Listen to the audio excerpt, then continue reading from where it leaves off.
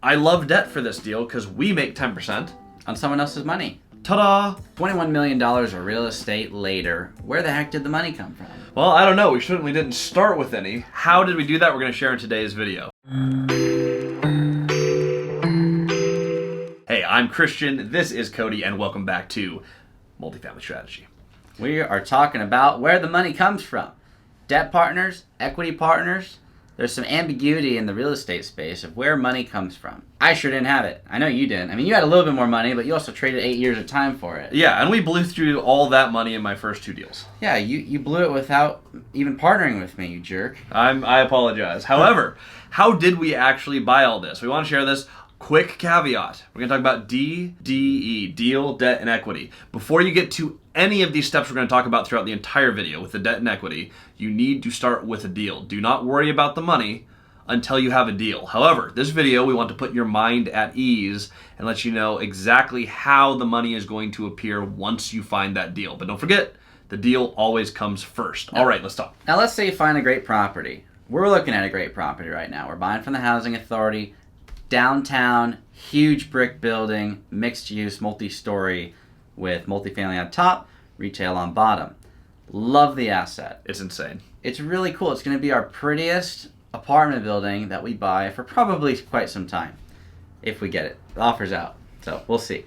However, when you see this, we might own it. So we might drop some photos in. We had to find a deal before we found the money. And there's two forms of money. There's debt and equity. Typically, the debt is the big piece. Unless you're playing with a whole bunch of cash, good on you. We're not playing with a whole bunch of cash. So the biggest portion of our acquisition is the debt. We try and get as much money as possible in the form of seller financing. That is where we write a promissory note. It's a promise to pay, made up money, but we promise to pay them over time because they have equity in their assets. So we're leveraging their equity in the form of our debt. And we want to get as much of that as possible because debt is cheaper than equity. If I go to someone down the street and I say, hey, I want your money to buy this deal, typically it's going to cost not only cash flow, but if I want to buy them out later, it's going to cost a lot of money in comparison to what they put in. Rather than with just debt, I just have to pay them off. It's at face value. So we want to get as much debt as possible. Mm-hmm. And that's where the bulk of our money comes from. Of the $21 million of real estate, $12.5 million, the big piece, is the debt. And that's true whether you're doing seller financing or just conventional. Usually the biggest piece is going to be the debt. You're not usually going to go to the bank and get less than 50% loan to value. At least I'm not. Yeah, and if you are, again, congratulations. You're working with more cash than we are. That being said, usually that's the biggest piece, which is why the order is deal, then debt, then equity. If you're lucky, you can do this with 100% debt, which is going to be cheaper than buying out with equity in the future. Problem is, debt does cost cash flow. Mm-hmm. So on a monthly basis, typically. Typically. So if you have 100% leverage, does the property actually cover it? And typically, it's not gonna. On my first few deals, it did because I had borrowed cheap enough money. One of the 4 ways to increase cash flow is to borrow cheaper money. That said, that's not always the case on your deals. So it's a mix of debt and equity. Once you line up the debt and you have the deal ahead of that, you know that it'll cash flow. Then you have to find the cash piece. Now, where does that come from? Who has money?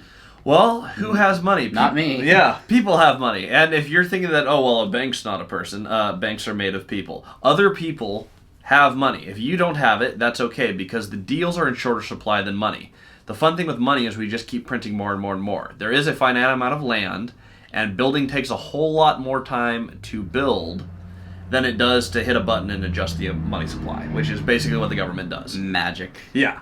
So because money is magically created and real estate is not magically created, the deal always comes first. The people have the money. So, to quote our good friend Grant Cardone, who has your money and how do you actually get the money? Well, with debt, it's usually a fairly simple instrument. I have a deal that yields X amount. We're going to say I have a deal that does 20% cash on cash return. That means for the money that we have in the deal, it's going to yield 20% back. We're going to use big numbers. We're going to put $1 million down. Woo! And we get $200,000 a year in free cash flow. That's a good deal. That's a great deal. And I'm willing to bet that 20% cash on cash return is enough to service debt. Say we raise capital, we get someone who wants to ride with us for, let's say, 10%. Mm-hmm. A private individual goes, I will absolutely place a note, backed by a deed of trust, If it's a second position loan, we'll say the down payment is coming in second position. It's behind the primary seller finance debt. Mm-hmm. We can service that 10% out of our 20%. I love debt for this deal because we make 10% on someone else's money. Ta-da! So we'd make $100,000 a year in free cash flow, and they would make $100,000 a year in free cash flow. It's a good deal. And everyone wins. On our end, what did we do? We lined up the deal and the first position debt. So we brought more than just a, hey, I have an opportunity. It's, I have most of this transaction figured out. We got the deal and the debt. We either need more debt or equity. Since debt works here, if you're looking for a 10% return, we got a deal that makes double that. Everyone wins. We have money. We'll place your money. You don't have to find the deal or figure out anything. You just get paid every month. Easy proposal. Now, some people think that you can't get 20% cash on cash because you'd have to steal the property. Not true. Borrow cheaper money. The debt is the big piece.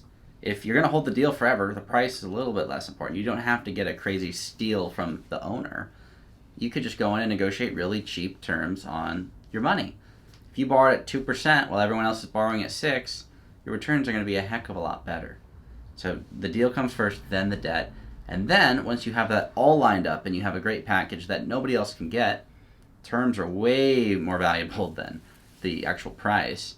Then you share it with people in your sphere that could potentially partner with you on a joint venture that you know, you like, you trust. You get it all mapped out in your OA with your attorney, and then boom, you're off to the races. And if you think you can only do that with seller financing, well, it's easiest because you have the most variables where you can negotiate. Our friend Matt Hawkins, Matt the Lumberjack Landlord, check him out on YouTube. He has 136 units last time I talked to him, and he does not have a deal that cash flows less than 20%. And he doesn't have any partners or any seller financing. Yeah. Now, he has a high-paying job, and he saved up, and he house hacked over time. So and he did it for 20 years. Yeah, so where did his money come from? That came from an employer and himself and a lot of time. That being said, you don't need partners for this. Any of his deals, though, any of those deals that cash flow over 20%, great candidates to just bring on a debt partner who wants to return, who wants to be very, very passive. Now let's talk about the trickier and a little bit more nuanced There's piece. tricks. Well, we'll say higher difficulty. There's no tricks to this. Okay. But it is a little bit more to put together on an equity piece because you really have to match the right property to the right person because on equity, they're getting a piece of the ownership. As Cody mentioned earlier, we want to own everything ourselves, which means with the exception of a select few capital partners who we will work with forever, generally speaking, we're going to buy them out, which comes at a premium in the future. So, why would we use equity? Sometimes you don't have that 20% cash flow day one. In fact, we've had a deal, one of the first ones we did, the first one we ever did together, 38 units, it lost money operating. There was no money to pay in monthly expenses. That was bad. Yeah, and granted, that's the first deal that we made $1 million on a single transaction. For that deal, there is no way we can negatively cash flow a deal and then add additional debt to that. That would be... You want to know how to own it and how to definitely lose it? That is how you do that. So we need to have people who are willing to put in $300,000 for the down payment, who are willing to wait for a larger return, knowing, hey, day one, there's nothing to share, but this is where we're bringing the property. How do we propose something like that, Cody? Well, with a buyout agreement, they come in, they put in their money, and they'll get their share of the cash flow, and we get it to cash flow positive. And then we have a buyout agreement down the road. There has to be a timeline. There has to be a dollar amount. If you don't have those, it's not an actual it's not part of the actual operating agreement. It's not going to work. So it's all in writing, all established by the attorneys. And if they put in 100, then we have a buyout that says we can buy you out. In an example, we'll say 150,000, and we can do it in the first 3 years, or first 5 years, or first 10 years, whatever it is. And in the meantime, you'll share your tax benefits. You'll share the cash flows. And we'll take care of all the operating expenses if it goes negative. And that's how we typically run ours. Yeah. Now, the actual presentation of this is not pitched as a, hey, look at all these numbers and look how much money you're going to make. A lot of people want to dive right into the numbers. I'm going to tell you how to tell the story for this, and the story is always worth more than the real estate. This is true for you. This is true for your capital partners.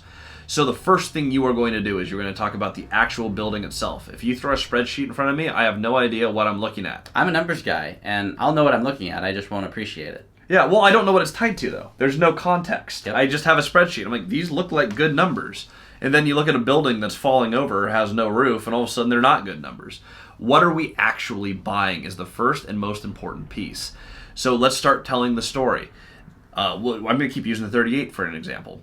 That was a turd. Yeah, and that's part of the story. We have the grossest property in Moses Lake on the best, highest traffic street corner in Moses Lake. It has never received any love. It's been stuck on market for 13 years, and we are the two guys who are going to fix this property. Here's how we're going to do it. They have a bunch of non-collections. We're going to fix those. There's a bunch of government programs we've already talked to who can help us with the back due rent. This was in the middle of COVID. There were all sorts of programs available. So we're going to stop the bleeding now. Then we're going to come in and fix up the units so that by the time this relief pulls back, we have ready to rent amazing units that are approaching market rent. Which we did. Which is exactly what we did. But that's where you tell the story. And the fun thing with this is when you talk about the bad things, like the 38, you're overcoming the objections by explaining the deal. The opportunity is the problems. We are the guys who are going to come in and fix the problems, and fixing those problems is going to make us $1 million. Yeah. This is how we are doing it. What happens if this goes wrong? Oh, don't worry, it already did. Everything already went wrong at that property. Nothing can go wrong. Nobody's paying. The property is in bad condition, but it's a great location. Yep. And we are equipped to fix the problems. So, congratulations. You've shown them the building. You've created an emotional tie. You've explained the project, and you've already overcome a majority of their objections. Now you get into the numbers. Here's what it looks like day one. And on this deal, day one is bleak. However, we negotiated lower payments for the first 6 months. In the first 3 months, we're going to fix all those problems, and here's how we're going to do it. And we explain how we're going to do it, and then we show them a spreadsheet of this is what the numbers look like after we get done with our first phase of stabilizing the rents, doing the basic maintenance, and collecting on the non-paying units. Now we go out a year. Where are we at a year from now? Well, here's a new set of numbers. We've stabilized more units, we've finished renovation of units, and now we've released. That's all it took for us was 3 sets of numbers. Day 1, month 3, and year 1. And we did those verbally. I didn't even have a spreadsheet for those. Yeah. And once you get into it, you have to execute upon your plan. It's one thing to get money. If you want to keep getting money, you have to show that you can execute and you can properly manage your cash.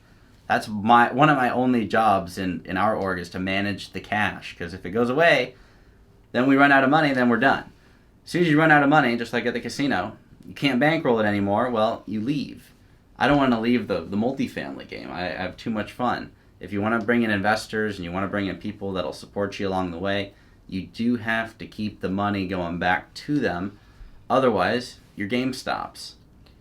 I don't want to do that. In our org, I wear a lot of hats. A lot of people wear a lot of hats. Cody has less hats than everyone because he wears some big hats. I don't know if They're anyone... like Dion-sized hats. This is an obscure reference, so comment below if you actually get this one, but Doug Dimmadome from Fairly Odd Parents, he wears a hat that goes out of the screen. You know what I'm talking about. That's my hat. There we go. That's Cody's hat. I have a bunch of hats on hats on hats on hats, but Cody has the big old money hat. And that is how you keep your business. This might be my favorite video we've ever recorded. Doug Dimmadome. Doug Dimmadome, owner of the Doug Dimmadome. I think that's the cool. Anyway, real estate guys. Guess which cartoon character I remember from my childhood? The one guy who owns all the real estate. But if you want that to be you need to understand the cash management and how to actually get the cash. Cody and I have raised, in our partnership, we bought $21 million of real estate without any money of our own. Well, it was 25 grand, 10 of mine and 15 of yours. Okay, so comparatively, as a percentage, without any money of our own, I mean, we've put in very, very little money into a very, very, well, for us, a very large portfolio, tens of millions of dollars. And we're going to be expanding a lot this year. You can do this too if you just understand what is the correct vehicle. Is it going to be debt, which is preferable, or is this a project that can't service debt day one? In that case, we need to do equity. I'm going to add one last piece to this video. Do it. You can convert debt to equity and equity to debt. If you have a deal and you're getting the cash flow up, you can still buy out someone's equity with a note in the future, and you can convert things back and forth. And there's taxable implications on that. Absolutely. You got to talk with your CPA. But I did that with a BRRRR deal. but it wasn't really a burr because I didn't refinance. It was like a burrs I sold. So I bought it, I rented it out after I rehabbed it, and instead of refinancing it, I sold out a good portion of it to Christian, and that paid off my down payment debt. Lots of ways to play the game. Yep, turn debt into equity. Yeah, without getting into the weeds on it. I didn't have to go to a bank. I just found a buddy. He gave me money, and I used the money to pay off my debt. So just keep looking at your deal. Wherever you are in your cycle, do you need money? Does it need to be debt? Does it need to be equity? Does some of your debt need to be converted to equity? Vice versa. Can you buy back some of your equity with debt? But keep those variables in mind. It's all based on cash flow. If you can service debt, convert it to debt. If you can pay off your debt with your own cash, pay it off. Pay it off. I'm not saying just stack debt forever, but the first goal is to own your real estate. So if you have equity you can buy with debt, convert it to debt. If you have cash, pay off that debt. Just like that, you own real estate. Stay tuned for our next video, and make sure to click the link down below, free PDF, and if you want to learn more about this, themultifamilystrategy.com. Make sure to hit the subscribe button, and we'll see you next time.